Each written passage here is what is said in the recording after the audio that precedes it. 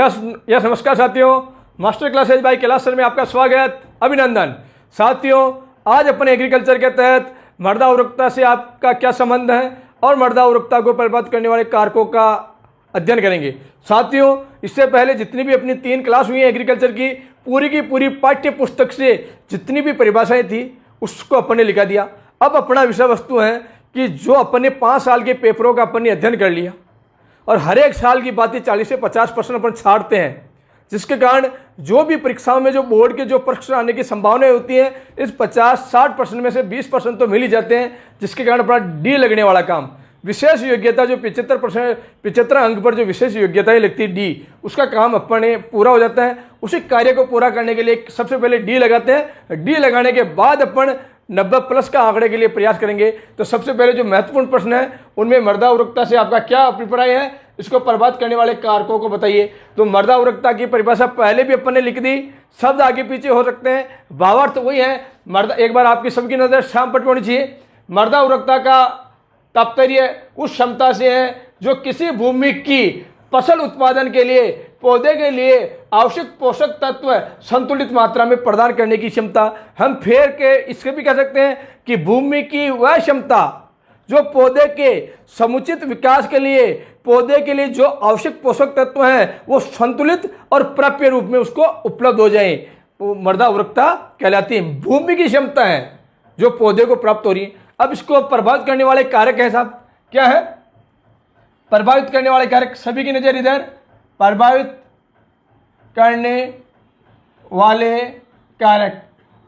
प्रश्न आएगा तो मित्रों 4 नंबर में मेजर में आएगा, 1 नंबर में टिप्पणी। पहला है प्राकृतिक कारण, प्राकृतिक कारण, प्राकृतिक कारण, ब कृत्रिम कारक, कृत्रिम कारक। साथियों, जब भी यदि इस प्रकार के मेजर क्वेश्चन यदि आपके 4 नंबर में आते हैं तो आपके नोट्स छोटे बनने चाहिए, जिसके कारण परीक्षा में आपका दोहरान हो जाए। टेबल आपको, कारक आपको याद है, बीच का मैटर आप जो भी लिखोगे वो सारा का सारा उत्तर आपका सही माना जाएगा, परंतु जो टेबल के जो कारक हैं उनके आपको कंठास्थ होने चाहिए। नंबर 1 है पैतृक पदार्थ, पैतृक पदार्थ। नंबर 2 स्थलाकृति, स्थलाकृति।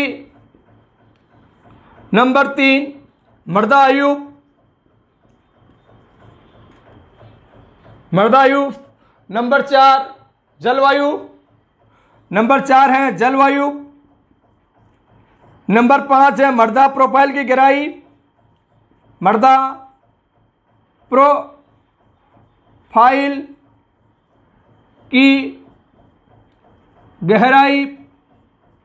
नंबर 6 है मृदा की भौतिक स्थिति, मृदा की भौतिक स्थिति। और 7 पे है मृदा अपर्दन, मृदा अपर्दन। और 8 पे है मृदा में उपस्थित कार्बनिक पदार्थ, मृदा में उपस्थित पोषक तत्वों की मात्रा, मृदा में उपस्थित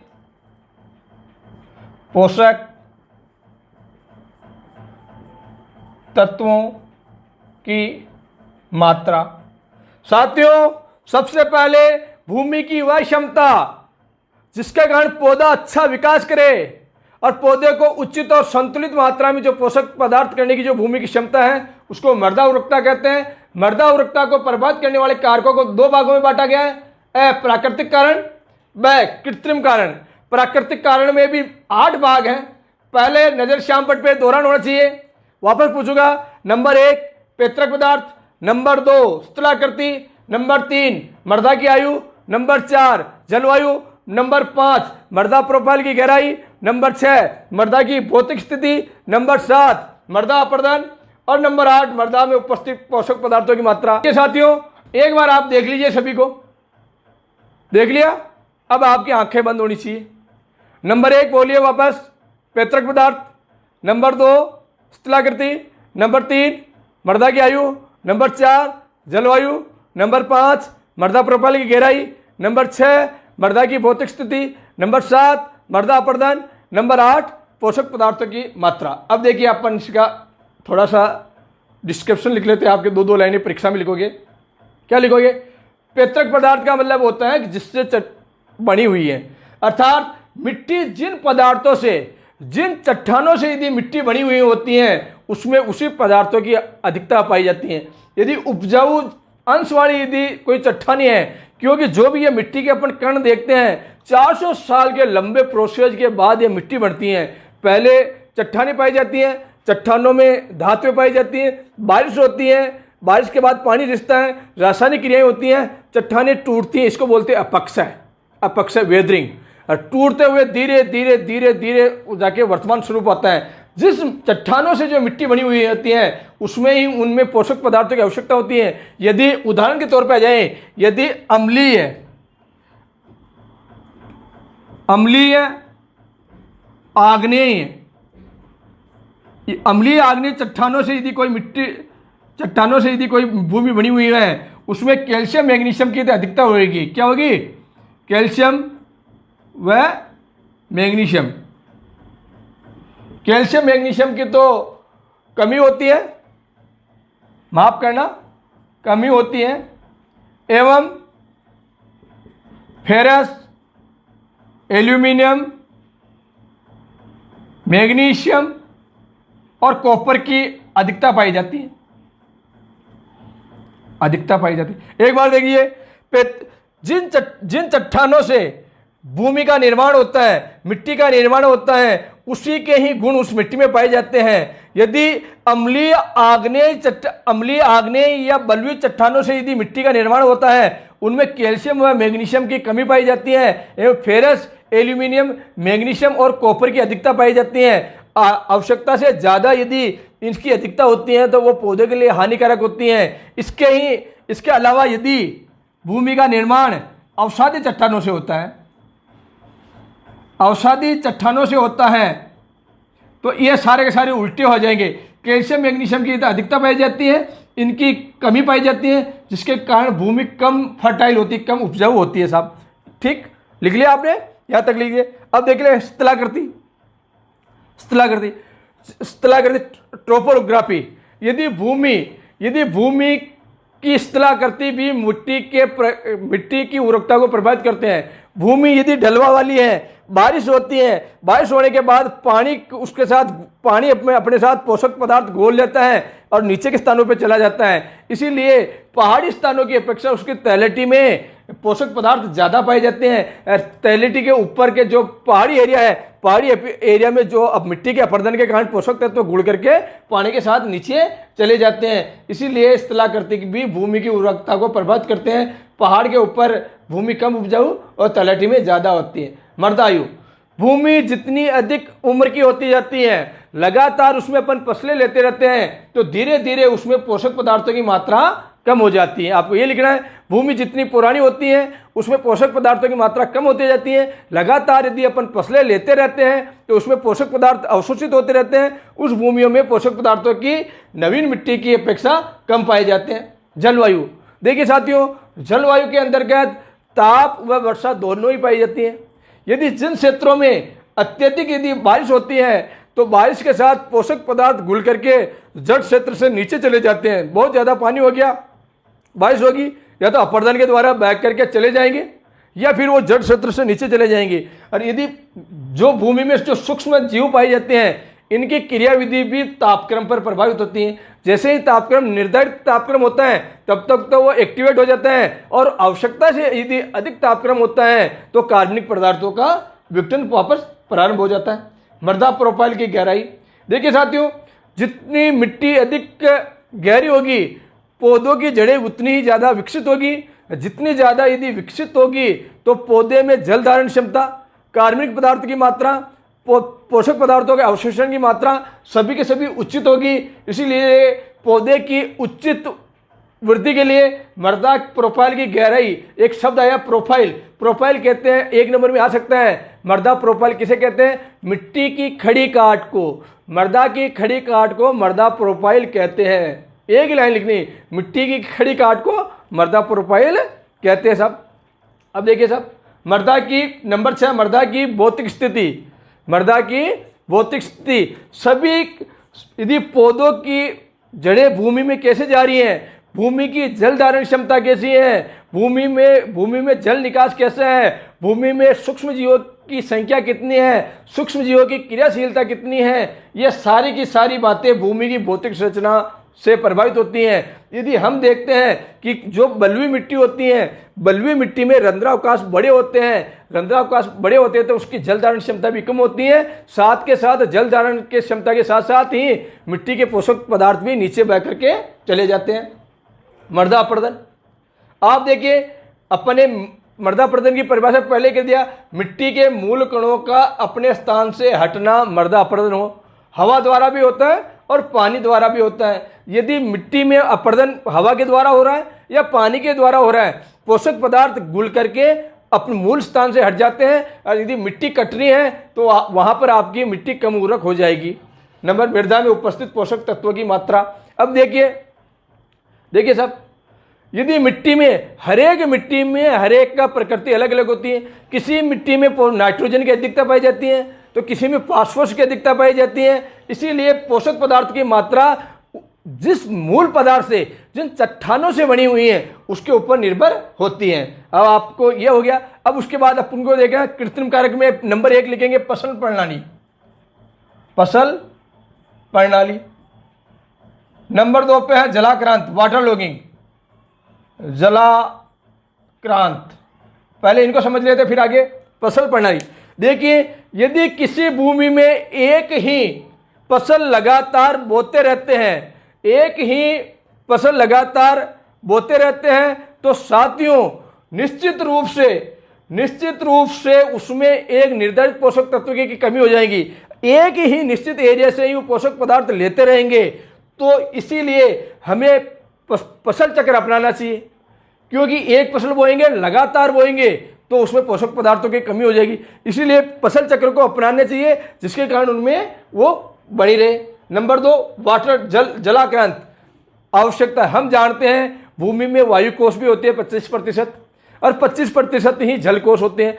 आवश्यकता से अधिक यदि पानी होता है और भूमि में जल निकास नहीं होता है साथियों, तो फिर क्या होगा, उसमें जो वायु कोष है उसमें भी जल बढ़ जाएंगे और जो लाभदायक जीवाणु जो क्रियाएं करती हैं उनकी क्रियाएं बाधित होगी और मिट्टी खराब हो जाएगी। इसलिए जलाक्रांत भी मिट्टी की उर्वरा क्षमता को प्रभावित करता है। इसीलिए यदि जहां आपके आवश्यकता से अधिक पानी भरता हो तो वहां पर आपको समुचित जल निकास करना चाहिए। Number 3 pH. पीएच में एक तो अम्लीय मृदाओं में कैल्शियम व मैग्नीशियम की कमी पाई जाएगी तथा फेरस, एल्यूमिनियम, कॉपर की अधिकता पाई जाएगी। साथियों, मिट्टी का पीएच मान भी भूमि के पोषक पदार्थों की उपलब्धता को बढ़ाता है। जिस समय भूमि अम्लीय हो जाएगी उसमें कैल्शियम मैग्नीशियम की कमी पाई जाएगी तथा फेरस, एल्यूमिनियम और कॉपर की विलेयता बढ़ जाएगी। यदि भूमि क्षारीय है तो क्षारीय में यह गुण वहां पर उल्टा हो जाएगा। क्षारीय मृदाओं में यह उल्टा हो जाएगा। क्षारीय मिट्टी में कैल्शियम मैग्नीशियम की अधिकता हो जाएगी और इनकी कमी पाई जाएगी। नंबर 4 मृदा में कार्बनिक पदार्थ की मात्रा। नंबर 4 मृदा में कार्बनिक पदार्थ की मात्रा। भूमि की भौतिक संरचना में कार्बनिक पदार्थों की मात्रा बहुत बड़ा गुण होता है। यदि कार्बनिक पदार्थ भूमि की भौतिक संरचना में सुधार करता है, भूमि की जल धारण क्षमता को बढ़ाता है, भूमि की वाटर होल्डिंग की कैपेसिटी को बढ़ाता है, जल निकास को बढ़ाता है, सूक्ष्म जीवों की संख्या बढ़ाता है, सूक्ष्म जीवों की क्रियाशीलता को बढ़ाता है। इसीलिए जिन भूमियों में कार्बनिक पदार्थ की मात्रा अधिक होगी वो भूमि उपजाऊ पाई जाएगी, जिन भूमियों में कार्बनिक पदार्थ की मात्रा कम पाई जाएगी उसमें यह कम पाई जाएगी। अब आगे है नंबर 5 पे है सूक्ष्म जीव। नंबर में यहां लिख दो, आपकी नजर आनी चाहिए। सूक्ष्म जीव मिट्टी में शैवाल पाए जाते हैं, मिट्टी में कवक पाए जाते हैं, मिट्टी में एक्टिनोमाइसीटीज पाए जाते हैं। जितने अधिक सूक्ष्म जीव होते हैं उसमें वो भूमि उतनी ही अधिक उपजाऊ होती है। क्यों? कि भूमि में सूक्ष्म जीव कवक पाए जाते हैं, शैवाल पाए जाते हैं। शैवाल भूमि में वायु संचार को बढ़ाता है। एक एक शब्द लिख दिए आप। एक तो होता है शैवाल। शैवाल भूमि में वायु संचार को बढ़ाता है, वायुमंडल की नाइट्रोजन को स्थिर करता है, पौधे को उपलब्ध करवाता है। और भी कवक व एक्टिनोमाइसीटीज